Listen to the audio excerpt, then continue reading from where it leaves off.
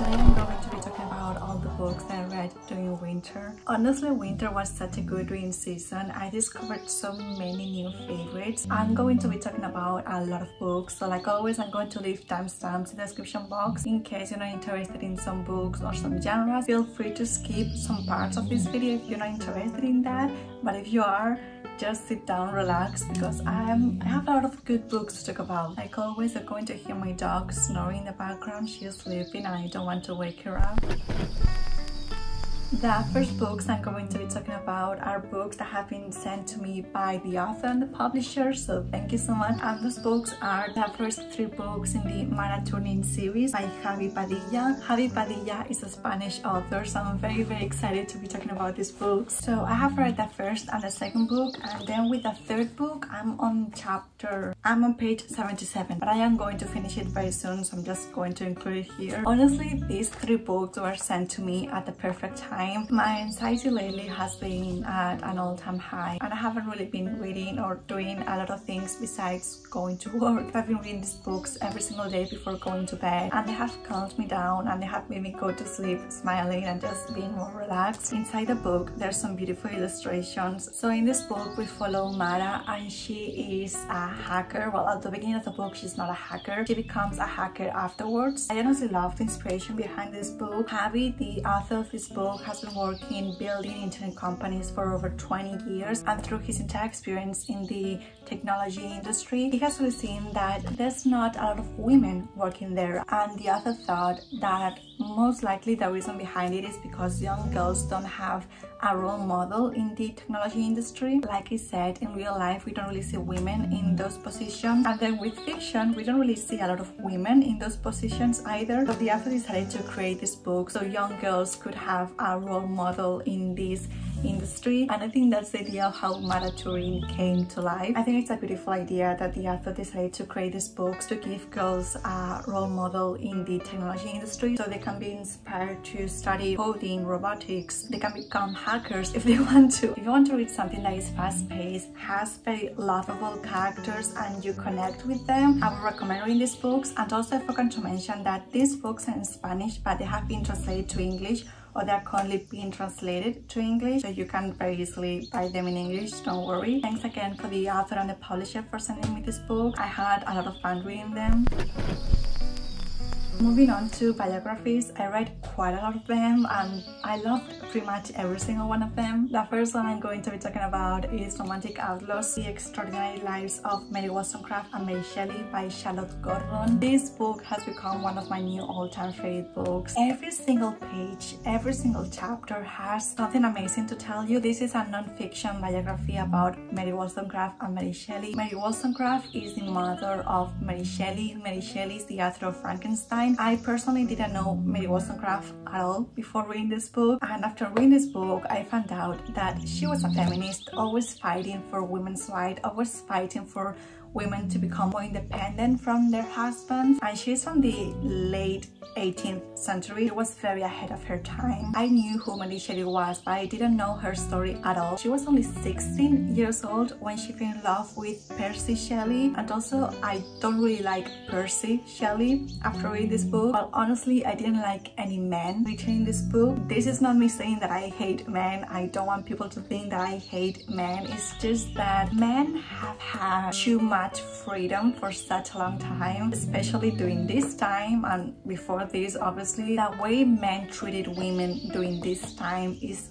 fucking disgusting. This is set in the late 18th century, so you know it's a long time ago. There's no one alive from this time period that knew these people. The entire research that went behind this book is mind-blowing to me. She has so many letters from random people that were connected in some way to these characters, because in this book we follow obviously the 2 Marys, but we also follow the people in their lives and their friends and all their adventures. So there's quite a lot of characters, and the research that went behind this is just it's so fucking good. I like that the author didn't try to hide their flaws, because trust me, they had a lot of flaws, but like I also have a lot of flaws, so it's like it's normal, people have flaws. Something else that I really enjoyed about this book was the historical context behind all of it. Mary Wollstonecraft was in France during the French Revolution. She saw how the king died, and also Mary Shelley, we could see in this book when she went to Switzerland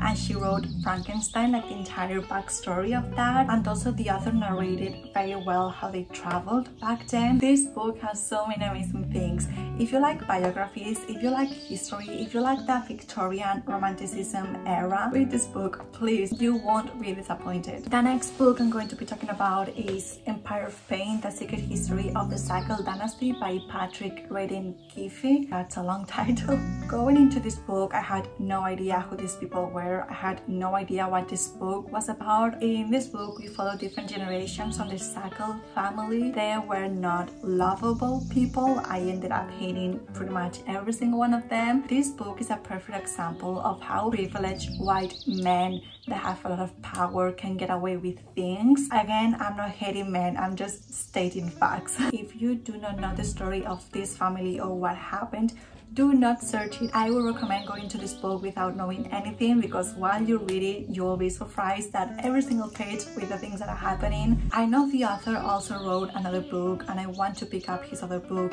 this year as well, because his writing style is something that I really liked. Then I also read Crying H Mart by zauner. Every single time I've talked about this book, I keep saying that it's a very sad book, and it is a sad book, but it also has so much more to offer. The author talks about grief, relationships, herself growing up, but she also talks about loving people. She also talks about how food can be a love language in some way or another. She also talks about being half Korean but growing up in America, and how she would feel disconnected from Korea even though she was half Korean and her mother was born and raised in Korea. The next one is Monster She Wrote, The Woman Who Pioneered Horror and Speculative Fiction by Kröger and Melanie Anderson. I have been meaning to read this book for such a long time, and it was thanks to Romantic Outlaws that I actually decided to pick it up. In this book, they talk about how there's a lot of women that have been writing horror and speculative fiction for so many centuries, but they don't really have a name or place in literature because they have been forgotten a lot of the times. The book is divided in 5 different sections, I believe. They talk about the mothers of horror, like the women that started all of this, and then they continue from chronological order until today. Something I loved of this book is that every single chapter was focused on one author, and then at the end of the chapter they would recommend some books written by them, and also how they have inspired other people in the future. There's a Goodreads list with all the books that the book has mentioned, so I'm going to try to start reading the books in that list because I want to read more horror written by women. The next book that I read was Bowie From A to Z by Steve White. One of my sisters gifted me this book for Christmas, and also a vinyl of his songs. Well, actually 2 of my family members gifted me records of David Bowie this Christmas, so thank you so much. This is a very simple book that is related to Bowie and his life, his songs, his relationships, his inspiration and everything in between. I personally really enjoyed reading this book. I thought it was a fun time, and I also want to say that I got this lightning tattoo after he died in 2016. It was a tribute to him. I really like David Bowie, so this was a very fun read. Thank you so much to my sister. And the last book in this category is Broken in the Best Way Possible by Lawson. The only reason why I read this book is because it was a winner in the Goodreads Choice Awards. I sadly didn't really connect with this book.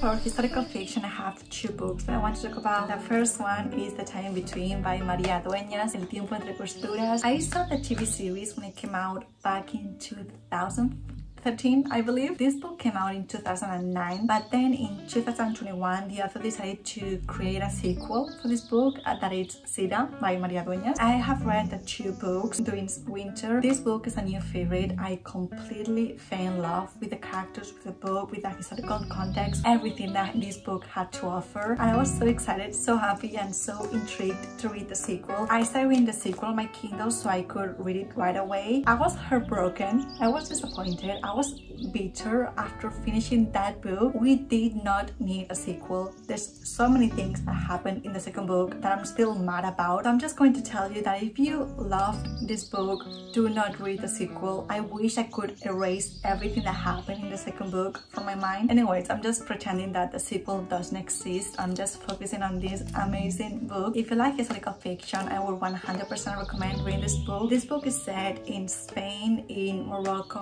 and also Portugal. And it also contains the Spanish Civil War. I connected so much with all the characters in this book. I completely adored the historical context and how María Dueñas was able to add the characters into actual events, and also all the chapters where she was living in Morocco. Those were amazing chapters. Those were some of my favorites. So yes, this book and your favorite, it's so good.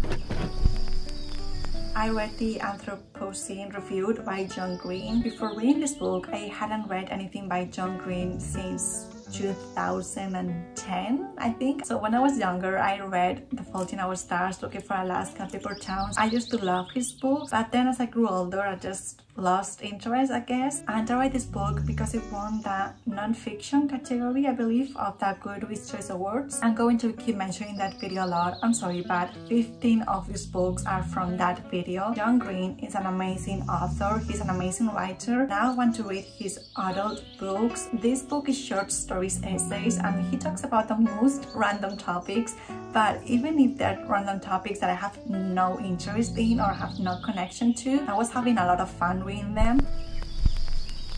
Then I also read My Dark Vanessa by Kate Elizabeth Russell. My Dark Vanessa was my book club pick for my Patreon for January, and it was a very difficult read. It was not difficult in the sense of the book was bad. It was difficult in the sense that story, it was so fucking disturbing. This book is a very good example on how the story of Lolita by Vladimir Nabokov can be interpreted in so many different ways, and pretty much all of them are bad ways to interpret a story. If you give Lolita to a 14-year-old, they're not going to understand this story or what the story is trying to say. Nabokov didn't write Lolita as a love story. It's also not a book about love. It's a book about pedophilia. With My Dark Vanessa, we follow a dual timeline. In the past, we see how she was groomed by one of her teachers. We also read very disturbing scenes about their sexual encounters. I did not need to read how he was raping her and taking advantage of her. You can very easily mention the scenes without having to go into explicit details. And then we also follow the present timeline with Vanessa trying to come into terms that what her teacher did was wrong, and also trying to live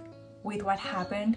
She was very fucked up when it came to relationships because of what happened to her in the past. There's a quote that really summarizes the story in some way, or what happened to her, I guess, because with victims of assault, of any kind of assault, it's very difficult to forget about it. I feel like no one ever forgets about their assault, sexual assault, or any kind of assault, but you just have to learn how to live with it. Although I didn't like how the author took care of the situation, I didn't like how the author wrote explicit scenes about what was going on, and also there's some things that made me very uncomfortable throughout the story. Pedophilia is something that very sadly has been in our society for so many centuries. I don't know, when I read this book, I think I was looking forward to some kind of closure when like at the end of the book didn't have closure. I didn't feel like it ended up on good terms. I still have very mixed feelings about it, so yes, I'm still trying to recover from the story as well. Then I also read Butter, Honey, Pig Bread by Francesca, Ekwuyasi. I read this book because my friend Risa recommended it in one of her videos, and I just, decided to take it as a personal recommendation and read it myself, and I'm very happy that I did. This is the type of book that I wouldn't pick up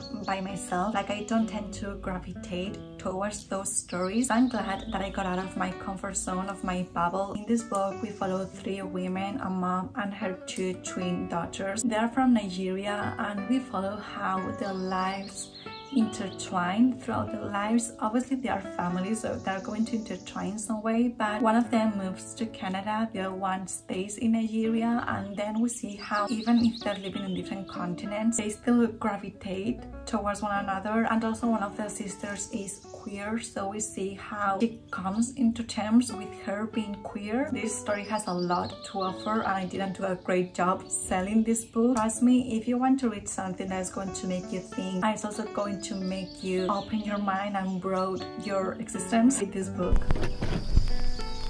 Then for mystery and thrillers, sadly I only liked one of the books I read. I haven't really been having luck with the mysteries and thrillers that I've been reading lately, so if you have any good recommendations, feel free to leave them down below, because I'm looking for a good mystery or thriller book. First one is Ace of Spades by Faridah àbíké-íyímídé. I did not expect to like this book as much as I did. A lot of people also say this book is dark academia, but I personally wouldn't classify this book as dark academia. The story and the plot is very intriguing for the very beginning. If you have fast-paced thrillers, you just get into the story, you get gripped from the very beginning, and you just want to keep reading it. I think that the author did a really good job there. The next one is The Last Thing He Told Me by Dave. I do not really know why this book won in the Goodreads Choice Awards. I know this was a book club pick for the Reese's Witherspoon book club, but besides that, this is not like the most exciting mystery I've ever read. And then lastly, I also read Firekeeper's Daughter by Angeline Bully. I didn't really enjoy this book, and I feel like I'm the only person that didn't completely adore this book. All the reviews that I've read, all the videos that I've seen of people talking about this book, everyone has fallen in love with this book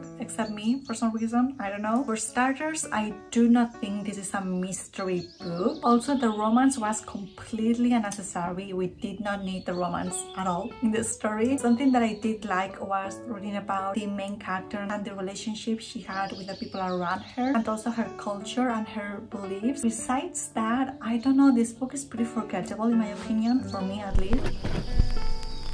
Okay, then moving on to fantasy. I finally read Clockwork Angel by Cassandra Clare. This is the first book in the Infernal Devices. If you saw my video of comic book shopping with me, you would know that I bought the trilogy, and I was intending on doing a reading vlog for all the books, and I actually started doing the reading vlog. I was vlogging my experience reading this book, but I decided that I'm actually not going to continue with that reading vlog because I did not completely adore this book. Don't get me wrong, I did have fun reading this book, but it's not like a 5-star read. It's always a fun time reading about Victorian London, and also a fantasy book, and the romance in this book thankfully wasn't too much, so yes, it was fun. Then I also read The Deep by Rivers Solomon. I didn't realize how short this book was, so when it ended I was very surprised. I thought this book was going to be like 500 pages. This book is kind of weird to describe. Like, even when you're reading the book, you keep thinking, this book is so weird, I have no idea what's going on, but in the best way possible, if that makes any sense.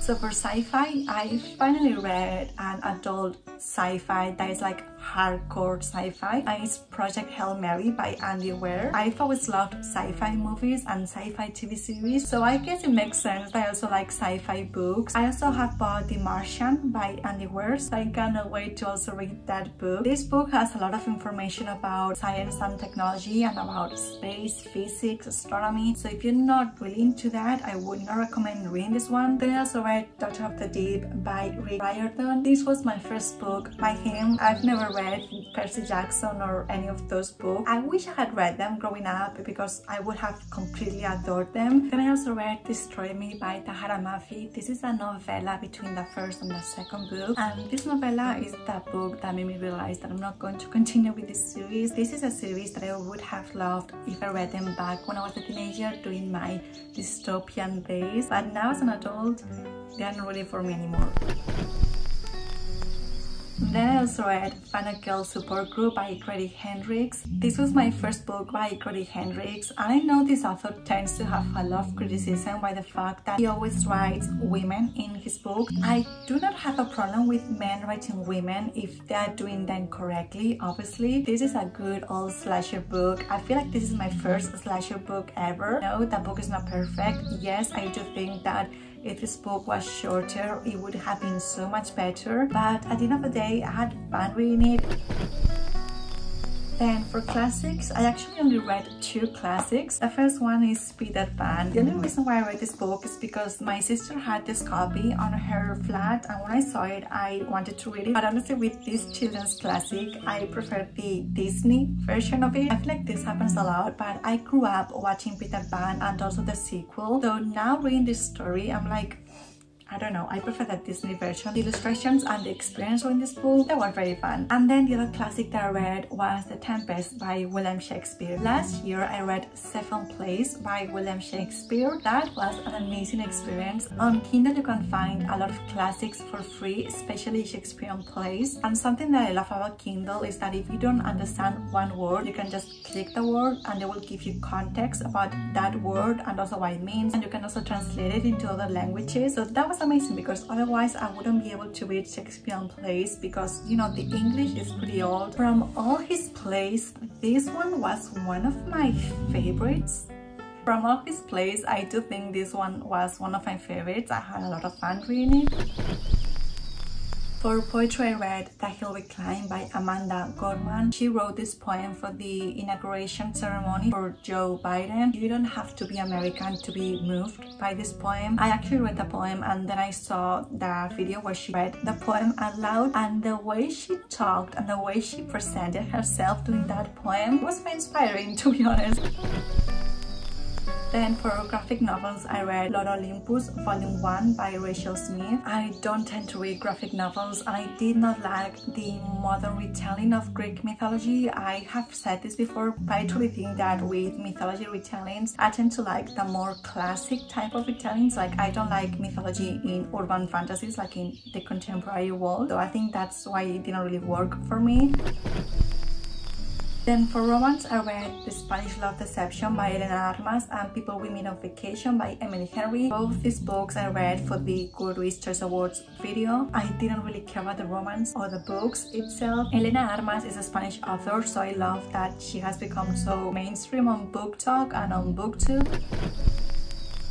And now I'm going to talk about 3 books that I DNF. The first one is A Curse So Dark and Lonely by Brigitte Kemmerer. I actually got 50% into the book and then I realized that I had no interest in the book. I've very quickly grown out of YA fantasy and the book was very heavily focused on the romance. I had no interest in the story. Then I also DNF'd The Beekeeper of Aleppo. At that time I just wasn't really interested in the book. I was getting mad with one of the characters in the book. I just want to be in a better mindset when I read this book, so this is not like a complete DNF. This is just a book that I've put down for the time being. And then lastly, Court by Tracy Wall. This book is almost 1,000 pages. I read like 500 pages before the DNF in this book. The first 3 books were fine. They are not masterpieces, but they were books that were good for when you have a lot going on but you still want to read something. This book was too long for no damn reason. The characters are not lovable at all. Like, I hated pretty much every single character, and even though it's YA written by an adult that doesn't really know how young people act. Anyways, I DNF'd it. I'm not going to continue the series. So these are all the books that I read during winter. I've been talking for a long time, so hopefully you guys are still here watching this video. I hope you guys like this video and I will see you very soon. Bye. It is Maria, a merchant's daughter fair, and I have